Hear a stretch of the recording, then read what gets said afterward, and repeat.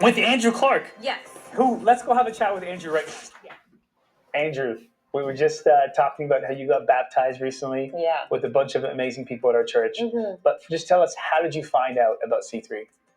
Well, living in the neighborhood, I'm well aware of all the things that are going on, and I was driving to the grocery store one day, almost here, and saw a whole bunch of people out front, sign, and was, at first I was a bit suspicious. Was this a Sunday? It was a Sunday. Okay. And out front was, now, JoJo waving. Yeah. And so I was like, what's going on here? I've never seen so many people. Right. I've seen so many cars Right. on the street. I was just like, there's something happening here. Yeah. So I didn't come in that day, but I came in the next Sunday. And that's what brought me in, basically JoJo waving and the curiosity of the people out front. Right. So, and then tell us what happened when you came that first Sunday. So the first Sunday was a baptism, and it was really just overcome with the emotions of the experience. And, I think the first emotion was tears and just a relief. And the altar call, both Nadia and I put up our hands. Wow. And, Made the decision. Right then. Yeah. Wow. And it was, we haven't looked back since. So I know for Nadia, she had been raised with some faith, but for you, having faith in Jesus was new, right? Yes. Yeah.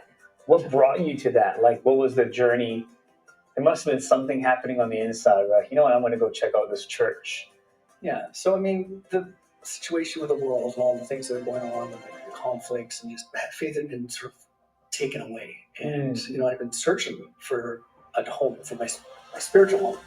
Which is interesting, because I remember you sharing your story and how you never thought you would be the guy getting baptized or be the guy in church. Yeah. Growing up, I would say I was a rational person. Okay. Logic. Rational, logical Yes. person. Then there's the gap of like, do you believe that Jesus Christ was crucified and rose again? Do you believe that?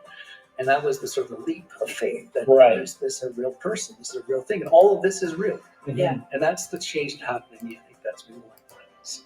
Thinking with faith in the heart. And beautiful. That's beautiful. How has faith or following Jesus, even just in the last, few months or more actually, how has that made a change in your life? Well, I would say that things are a lot more calm in my house than they were before.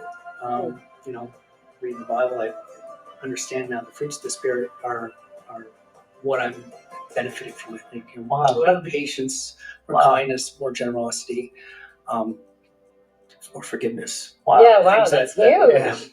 That I struggled with for a long time, and I think that's really softened the hard edges of my life.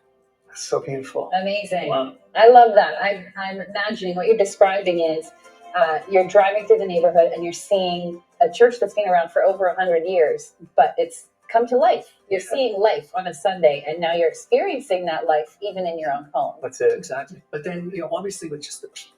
And that's the thing that, far and away has really captured me with this church is the people that come.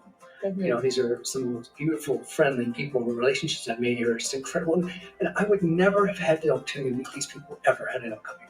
And that to me is the most special thing. Well, we're so glad that you're part of it. Yeah. Yeah. So thankful to have. Amazing.